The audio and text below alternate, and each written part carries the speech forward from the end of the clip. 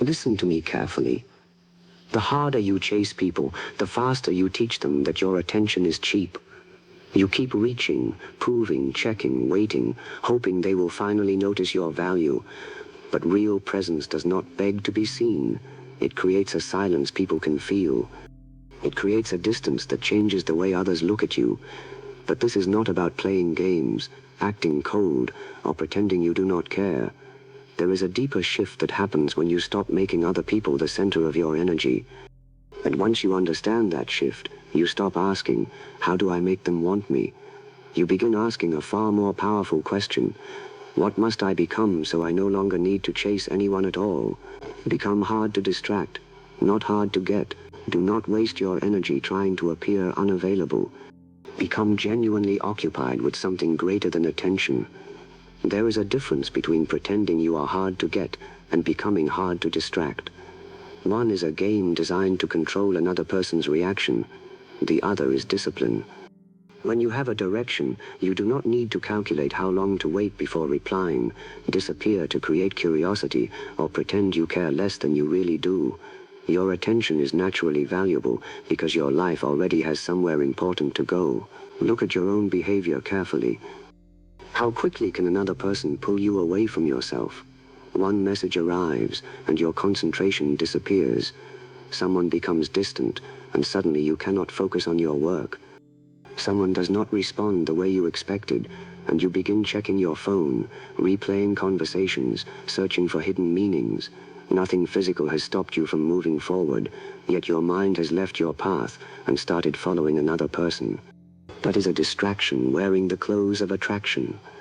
You must learn to recognize it. A focused person can care deeply without becoming consumed. You can enjoy someone's company without making their attention the center of your day. You can be interested without becoming desperate. You can want connection without abandoning the things that were important before that person appeared. This balance creates strength. Think of a fighter during training. His eyes may notice movement everywhere, but his mind does not chase every movement. If every sound, gesture, or feint could steal his attention, he would never control the fight. He learns to distinguish what matters from what merely demands a reaction. You must train your attention in the same way. Your attention is one of your most valuable resources. Where you repeatedly place it, your life begins to move. Give it constantly to uncertainty, and uncertainty grows. Give it to another person's changing behavior, and their behavior begins controlling your emotional state. Give it to your craft, your body, your responsibilities, your character, and your future, and those things become stronger. So ask yourself a harder question. What deserves the best hours of my mind? Not who wants them, who deserves them. There will always be people capable of creating excitement. There will always be messages waiting to be answered, opinions waiting to be checked, and people whose attention feels good for a moment. But excitement is not direction. Attention is not the purpose. When you know where you are going, you become selective naturally. You finish the work before reaching for the phone. You keep the promise you made to yourself, even when someone suddenly wants your time. You do not cancel your priorities simply because attention has appeared. You remain warm, open, and human, but you do not become easily redirected. People feel this. They notice when you are fully present with them but do not depend on them. They notice when you can enjoy a conversation and then return peacefully to your own life. They notice when you have goals that continue whether they applaud you or not. That presence is difficult to fake because it comes from having substance behind your attention. Do not misunderstand me. Focus does not mean ignoring people to make them chase you. That is still chasing, only disguised as strategy. If every silence is calculated to create a reaction, your mind is still centered on the other person. True detachment is simpler. You do not ask, how can I make them think about me? You ask, what deserves my attention right now? Then you give yourself completely to the answer. Train when it is time to train. Work when it is time to work. Rest without guilt. Speak to people with genuine attention when you are with them. Then continue your path when the moment is finished. This creates a person who is not easily pulled, pressured, or emotionally redirected. And that is where attraction begins to change. You are no longer standing still, waiting to be chosen. You are moving. You have direction. You have something to protect. You have somewhere to go.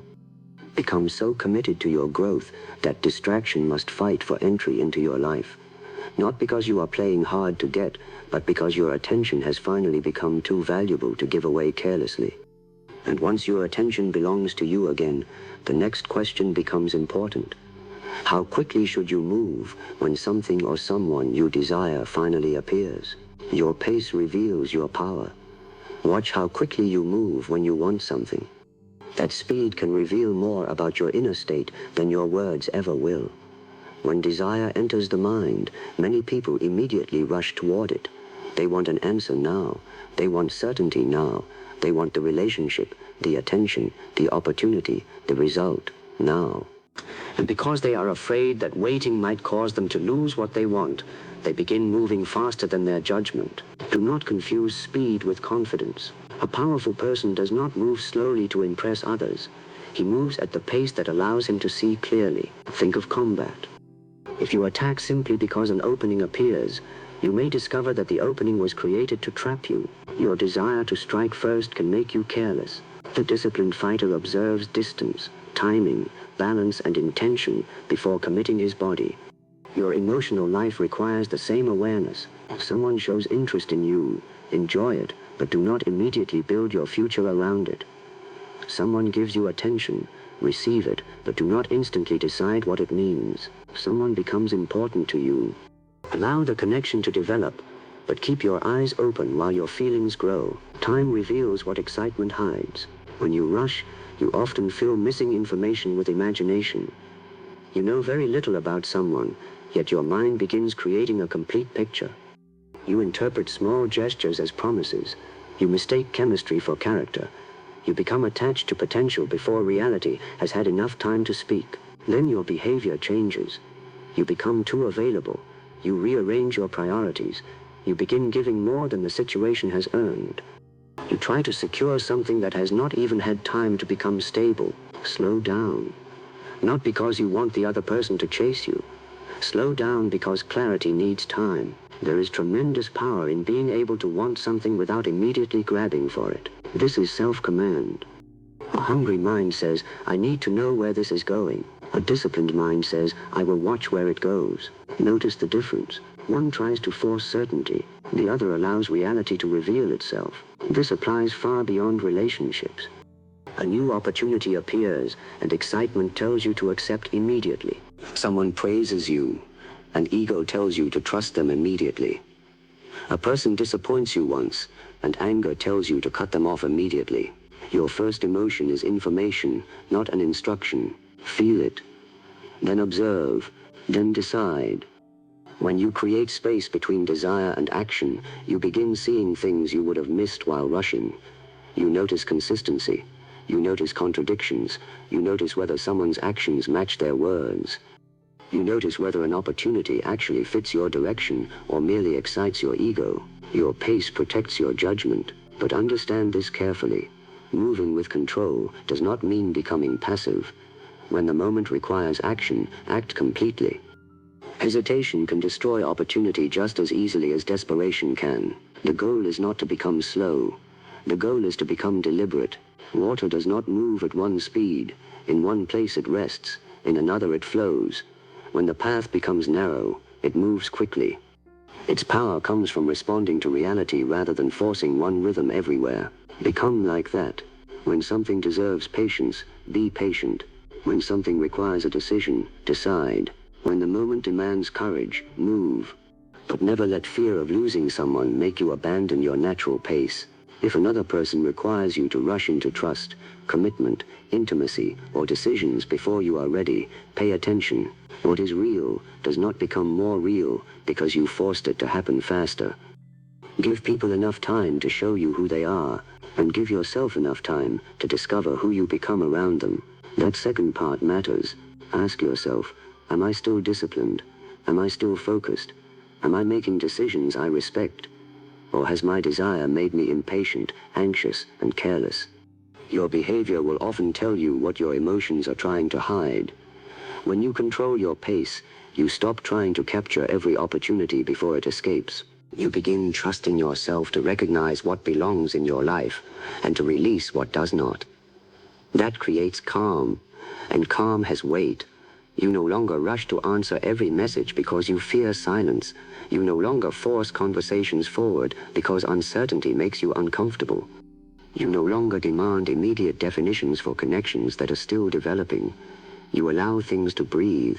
You watch. You learn. You respond from clarity instead of hunger. Remember this. Desperation rushes because it fears losing. Strength moves with timing because it trusts itself. So do not ask how quickly you can get what you want. Ask whether you can remain centered while wanting it. Because when you master your pace, desire stops dragging you forward, and you become the one deciding when, where, and why you move. Stop filling every silence. Silence makes many people uncomfortable because silence removes control. When nobody is speaking, you cannot immediately know what the other person is thinking. You cannot measure their interest. You cannot predict what they will say next. And because uncertainty creates tension, the mind rushes to fill the empty space. So you talk more, you explain more, you send another message, you ask another question. You create movement because stillness feels dangerous. But understand this, the need to fill every silence often reveals the fear of being forgotten. If you believe your value disappears the moment you stop speaking, then you will constantly perform for attention. You will feel responsible for keeping every conversation alive, every connection warm, and every interaction moving forward. Eventually, you are no longer communicating naturally. You are working to prevent the other person from losing interest. That is exhausting, and it weakens your presence. A strong person does not panic when a moment becomes quiet. He can sit inside the silence without rushing to escape it. He allows space to exist because he does not need constant noise to prove that the connection is still alive. Think about a martial artist facing an opponent. The dangerous moment is not always the attack. Sometimes it is the stillness before the attack. A disciplined fighter does not become nervous simply because nothing is happening. He remains alert. He watches. He does not waste movement just to feel active. You need that same discipline in conversation. When someone becomes quiet, do not immediately assume something is wrong. When a message is not answered quickly, do not create 10 explanations in your head. When a conversation reaches a natural pause, do not force another topic simply because you are afraid the moment will end. Allow the pause. There is information inside silence. You can learn whether another person makes an effort when you stop carrying the entire interaction. You can see whether interest moves in both directions. You can notice whether the connection has depth or whether it survives only because you keep feeding it. This is important. If you are always the one starting the conversation, maintaining the energy, asking the questions, and repairing every quiet moment, you may never discover what would happen if you stopped. Sometimes silence reveals imbalance more clearly than words. Do not fear that truth. You want relationships where effort can breathe naturally, not relationships you must constantly keep alive with your own energy. But do not turn this lesson into a game. Do not become silent because you want to punish someone. Do not deliberately ignore people to create anxiety. Do not calculate distance simply to make another person chase you. That is not confidence. That is manipulation wearing the mask of mystery. True comfort with silence means you are not using silence to control anyone. You simply no longer fear it. You can speak when you have something meaningful to say. You can listen without preparing your next sentence. You can end a conversation when it has naturally reached its end. You can return to your own life without wondering whether you should send one more message to keep yourself in someone's mind. This creates a different quality in your presence. When you stop talking simply to avoid emptiness, your words become more precise. You listen more carefully. You notice tone, intention, and emotion that you used to miss while preparing your response. And people feel when they are truly being heard. Many people think attraction comes from saying impressive things. Sometimes it comes from not rushing to speak at all. A calm pause can show confidence. A person who does not fear silence does not appear desperate for approval. He does not need to control the rhythm every second. He allows interaction to move naturally. This also protects you from overexposure. When you talk constantly, especially early in a connection, you may reveal too much before trust has developed. You explain every feeling, every plan, every insecurity, every detail of your life because you want closeness quickly. But closeness that grows too fast can become unstable. Let people discover you gradually, not because you are hiding, because depth deserves time. A book would lose its power if every page were printed on the cover. A conversation can lose its depth when everything is revealed immediately. Leave room for discovery. Leave room for questions. Leave room for another person to wonder. Not artificial mystery. Natural space. The difference matters. Artificial mystery says, I will hide myself so you chase me. Natural space says, I have nothing to prove, so I do not need to reveal everything at once. One is strategy, the other is self-possession. You also need to become comfortable with silence inside yourself.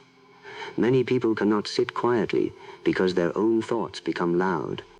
They reach for the phone, music, messages, entertainment, or conversation because stillness forces them to face what they have been avoiding.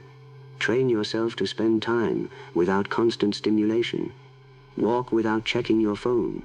Sit without immediately searching for distraction. Let your mind settle.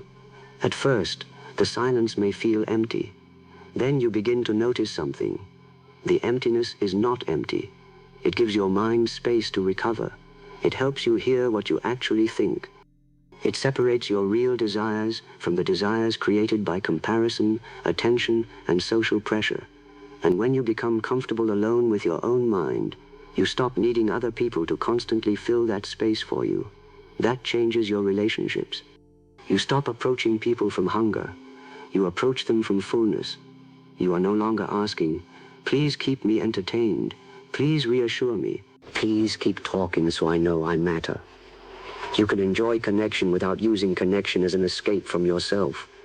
That is powerful. The person who needs constant interaction becomes dependent on interaction. The person who can enjoy both conversation and solitude has choice, and choice creates freedom. So the next time silence enters a conversation, do not rush to destroy it. Observe yourself. Feel the urge to speak.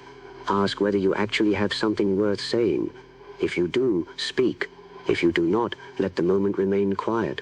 Allow the other person to step forward. Allow the rhythm to change. Allow the connection to show you what it is without constantly shaping it with your own effort. Remember this, you do not become unforgettable by filling every moment with your presence. Sometimes you become unforgettable because your presence had enough depth that the silence after you left still carried something. Do not compete for attention. The moment you begin competing for someone's attention, you have already given that attention too much power. You start watching who they talk to, who they notice, who they praise, who they reply to faster. Then your behavior changes. You speak louder, you try harder, you become more available. You begin showing more of yourself, not because it is natural, but because you are afraid someone else will take your place. That is not confidence. That is a comparison. And comparison will make you abandon your own shape just to become more attractive to someone else. Listen carefully. You do not become more valuable by winning a competition that should never have controlled you in the first place. If another person's attention must be fought for constantly, ask yourself what you are really chasing. Are you building a genuine connection? Or are you trying to prove that you are better than the people around them? Those are two very different goals. The first creates honesty. The second creates performance. When you compete for attention, you stop asking, who am I? And begin asking, what do I need to become so they choose me? That question can slowly destroy your center. You may change the way you speak. You may copy someone else's style. You may exaggerate your success. You may hide parts of yourself because you think they are not impressive enough. You may begin acting in ways that do not feel natural simply because you want to stand out. But what happens if you finally get the attention? Now you must continue performing to keep it. That is the trap. You win attention, but lose freedom. A strong person does not need to enter every contest. If 10 people are trying to impress one person, he does not become the 11th and start fighting for position. He asks whether the attention itself is worth that much effort. This is where self-respect changes the game. You do not beg for a seat at a table that requires you to prove your worth every day. You do not lower your standards because someone has many options. You do not become threatened every time another person is admired. You remain who you are. That does not mean becoming passive. If you care about someone, show interest. If you enjoy their company, be present. If you want to build something real, make an honest effort. But effort should come from intention, not competition. There is no strength in giving more only because someone else gave more. There is no dignity in becoming louder because someone else was noticed. There is no peace in constantly asking whether you are still winning. The mind that keeps score cannot relax. Think of a fighter who watches the crowd instead of the opponent. He notices who is cheering for whom. He becomes distracted by applause. He wants to impress everyone watching. Now his attention is divided, and a divided mind loses sharpness. Your life is the same. If you are constantly watching how other people are being received, you are no longer fully present in your own movement. You become reactive. Someone gets attention, and you feel pressure to do more. Someone looks more successful, and you feel behind. Someone seems more attractive, and you begin questioning your own value. This is how comparison steals energy. You do not defeat comparison by becoming better than everyone else. You defeat it by refusing to measure your worth through someone else's reaction. That is a much stronger position. Let other people be attractive. Let them be successful. Let them be admired. Their strengths do not remove yours. Another person being noticed does not make you invisible. Another person being chosen does not reduce your value. You do not need every room to confirm your importance. You need enough inner stability to enter a room without asking the room who you are. This changes the way you carry yourself. You no longer force jokes because you want everyone laughing. You no longer dominate conversations because silence makes you feel overlooked. You no longer reveal achievements just to compete with someone else's success. You allow your qualities to exist without constantly displaying them. And ironically, that often makes your presence stronger. Why? Because people can feel when someone is trying too hard to be impressive. They can also feel when someone is comfortable enough not to perform. The second person carries a different kind of energy. He is not pulling attention toward himself. He is simply present. That calmness creates room for curiosity. But do not misunderstand this and turn it into arrogance. You are not above other people. You are not pretending you do not care about connection. You are simply refusing to make attention the measure of your worth. There is a difference between confidence and superiority. Superiority needs someone beneath it. Confidence does not. A confident person can respect another person's strengths without feeling threatened by them. He can compliment someone without feeling smaller. He can watch another person succeed without turning their success into evidence of his own failure. He knows that his path does not become less meaningful because someone else is walking well on theirs. This is especially important in attraction. If someone is interested in you, let that interest grow naturally. If they are interested in someone else, observe what that tells you. Do not immediately become more aggressive, more available, more entertaining, or more desperate. You are not auditioning for your own dignity. Let people reveal their preferences. Sometimes the strongest thing you can do is allow someone to choose freely, even if their choice is not you. Why? Because being chosen after you have bent yourself into another shape is not a real victory. You want someone to value the person you actually are, not the performance you created to defeat competition. This requires courage. It is easy to chase harder when you feel threatened. It is harder to remain calm and say, "I will not abandon myself just to win attention." That sentence contains strength. Use competition where competition belongs. Compete in sport. Compete in business when the rules require it. Compete against your previous level of discipline. Compete against your own excuses. But do not turn human connection into a battlefield where your worth depends on defeating everyone around you. Connection is not a trophy. Attention is not proof of greatness. And being desired is not the same as being respected. Learn to notice the difference. You may attract someone's attention by being dramatic, unpredictable, or impressive for a moment. But lasting respect comes from steadiness, from honesty, from self-control, from having a life that does not collapse the moment someone looks somewhere else. That is the kind of presence you should build. If someone gives you attention, appreciate it. If they do not, continue moving. If someone chooses you, meet them with sincerity. If they choose another direction, let them go without turning the situation into a war against your self-worth. Your value should not rise and fall every time somebody changes where they are looking. Make your foundation deeper than that. The world is full of people fighting to be noticed. Do not become another person shouting for attention in a crowded room. Become the person who does not need to shout. Sharpen your character. Develop your mind. Improve your body. Strengthen your purpose. Learn how to communicate. Become someone whose presence has substance behind it. Then attention becomes a consequence, not a mission. And once you stop competing to be chosen, you become capable of something much stronger. Choosing according to your own standards instead of begging to meet someone else's. Make standards stronger than desire. Wanting someone is easy. Keeping your standards when desire becomes strong is much harder. This is where many people lose themselves. They meet someone they like, feel a strong connection, and suddenly the rules they once claimed mattered begin to change. Behavior they would never accept from anyone else becomes complicated.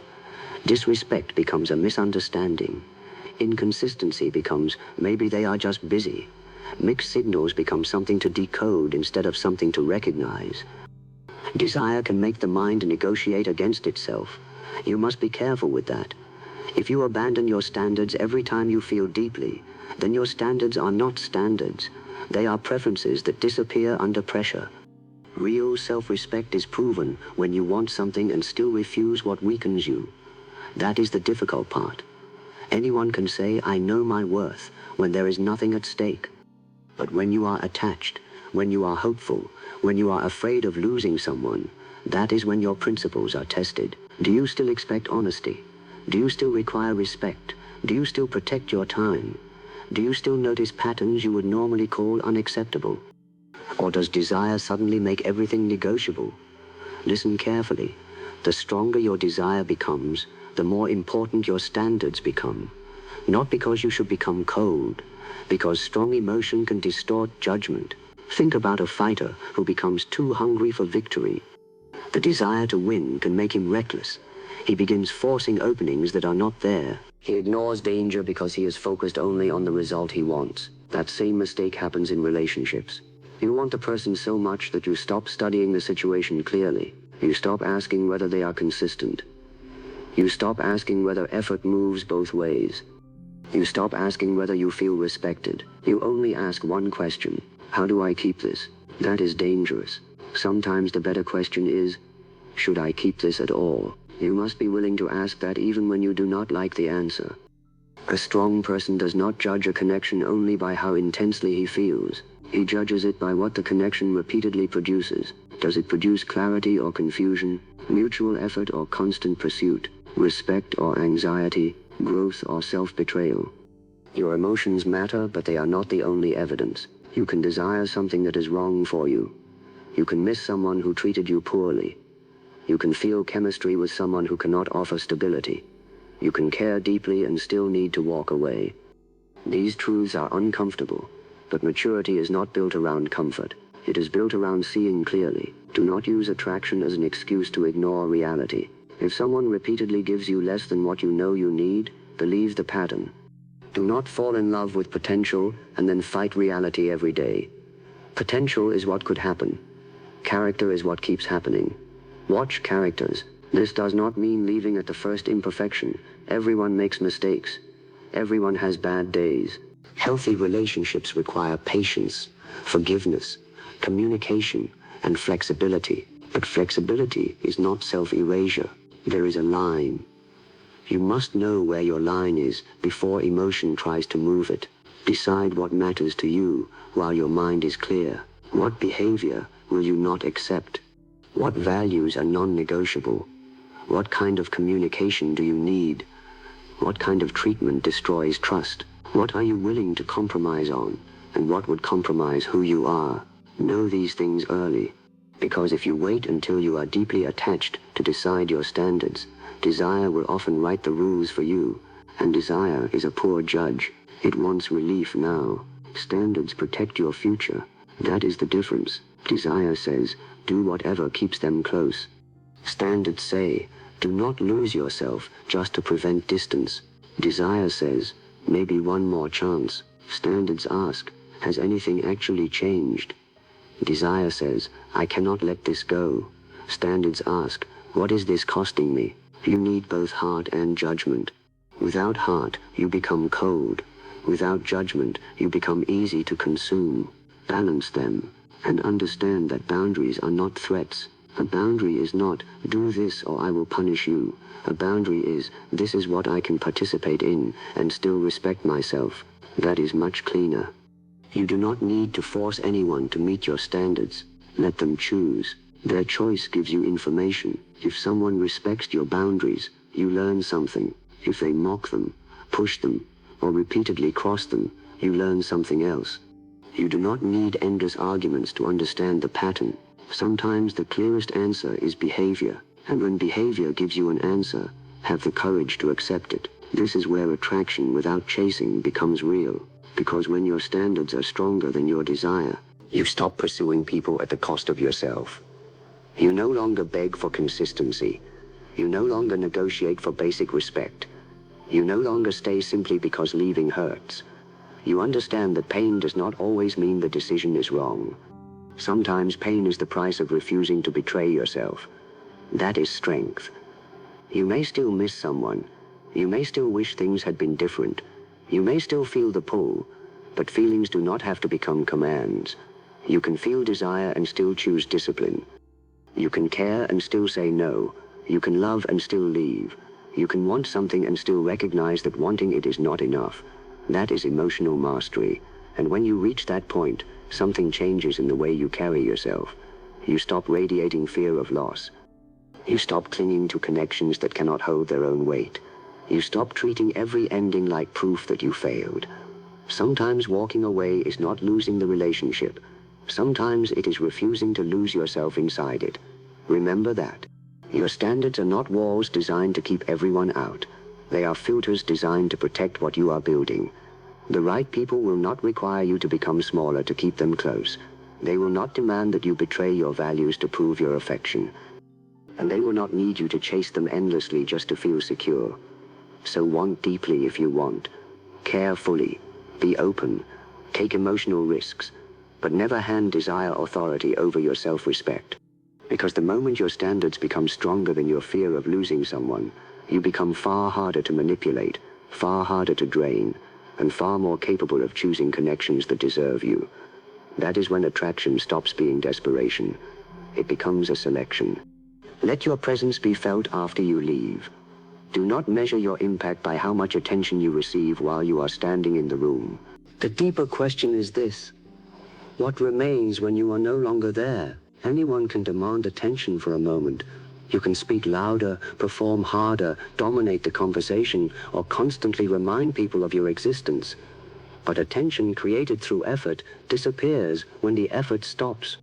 Real presence works differently. It leaves something behind. People remember how they felt around you.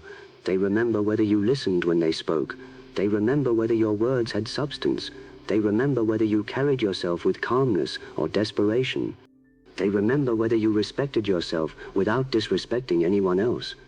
This is why becoming unforgettable has very little to do with trying to be unforgettable. The harder you attempt to create an impression, the more artificial your behavior can become. You start watching yourself from the outside. You wonder whether you look confident enough, interesting enough, successful enough, mysterious enough. Now you are no longer present in the interaction. You are performing inside it. Stop performing.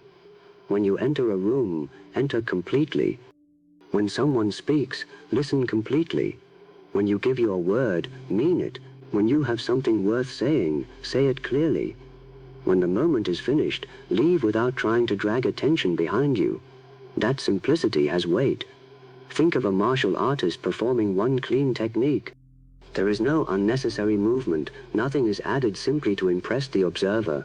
The power comes from precision. The movement begins, reaches its purpose, and ends. Your presence should have the same quality. Remove what is unnecessary. You do not need to tell every story about yourself. You do not need to turn every conversation toward your achievements. You do not need to prove your intelligence by correcting everyone. You do not need to stay longer simply because you are afraid people will forget you when you leave. Know when the moment is complete. There is strength in leaving something complete instead of stretching it until its energy disappears. Many people damage their own presence because they do not know when to stop. A good conversation reaches a natural ending, but they keep searching for another subject.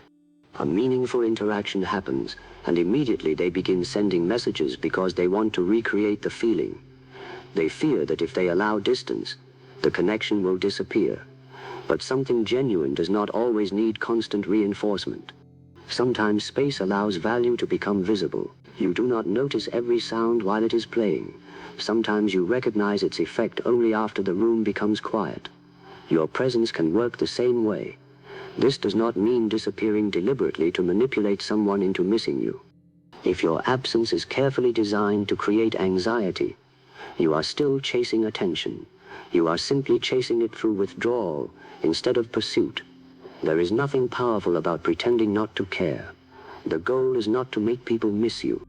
The goal is to become someone whose presence naturally has enough quality that it is remembered. That begins with how you treat people. Make people feel that when they are speaking to you, they do not have to compete with your phone, your ego, or your desire to impress them. Give attention instead of constantly demanding it.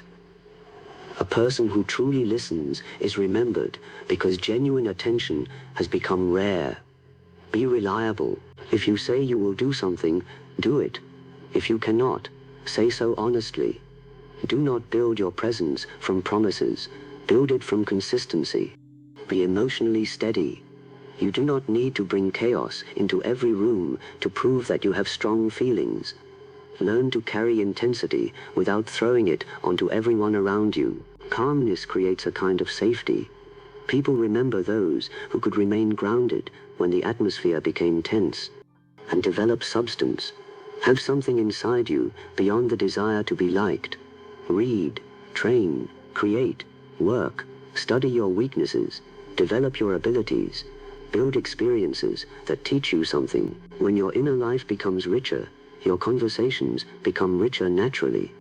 You no longer need techniques for appearing interesting because you have actually become interested in life. There is a great difference. A person trying to look interesting asks, "How can I impress you?" A person with substance asks, "What can I understand here?" One is seeking attention. The other is engaged with reality. People can feel that difference. And when you leave, do not immediately destroy the space you created. You do not need to check whether they miss you. You do not need to ask whether they enjoyed your company. You do not need to search for reassurance that you made an impression. Return to your life. This is where everything you have learned comes together. Your focus gives you somewhere to return. Your controlled pace prevents you from rushing after the moment. Your comfort with silence allows distance to exist. Your refusal to compete keeps you from seeking proof that you mattered more than someone else. Your standards prevent desire from turning into pursuit. Now your presence becomes complete because it is not asking for anything after it leaves. That is powerful. You came with something to give, not something to extract. You were present. You were real. Then you continued moving. Some people will remember you, some will not. Do not make either reaction your identity. The purpose of developing presence is not to control another person's memory. You cannot control what people think about after you leave. Trying to do so would place you back inside the same trap of chasing. Control what belongs to you. Your character, your conduct, your attention, your energy, your direction. When those things become strong, your presence gains a quality that cannot be manufactured through tricks. You become difficult to ignore because you are no longer trying to be noticed. There is no desperation pulling at the room. No silent request saying, "Please see my value." You know your value, and more importantly, you continue building it. That creates weight. Understand this final point. The strongest presence is not the person everyone watches. It is the person who does not change simply because nobody is watching. If you are disciplined only when people admire you, your discipline belongs to the audience. If you are confident only when someone desires you, your confidence belongs to them. If you feel valuable only when someone misses you, your value still depends on their attention. Take it back. Become the same person when the room is full and when the room is empty. Carry the same standards when you are desired and when you are overlooked. Keep building when people praise you and when nobody notices your progress. Then something inside you becomes stable, and stability creates presence. So do not enter people's lives asking, "How can I make them unable to forget me?" Enter with a better question. What quality of person am I bringing into this moment? Make that person focused. Make that person calm. Make that person disciplined. Make that person sincere. Then when it is time to leave, leave cleanly. Do not chase the echo. Let the moment stand on its own, because the person who is truly impossible to ignore is rarely the one fighting hardest for attention. It is the one who brought something real into the room and remained complete after walking out. Stop chasing what must be forced. Stop running after attention that disappears the moment you stop feeding it. Build yourself until your presence speaks before you do. Move with purpose. Keep your standards. Protect your time. Let people come closer because of what you carry, not because of how hard you pursue them. Real attraction is not pressure, it is gravity. And gravity does not beg. It simply exists, steady and undeniable. So become stronger, calmer, more disciplined, and more complete, and let the world decide whether it can ignore you then.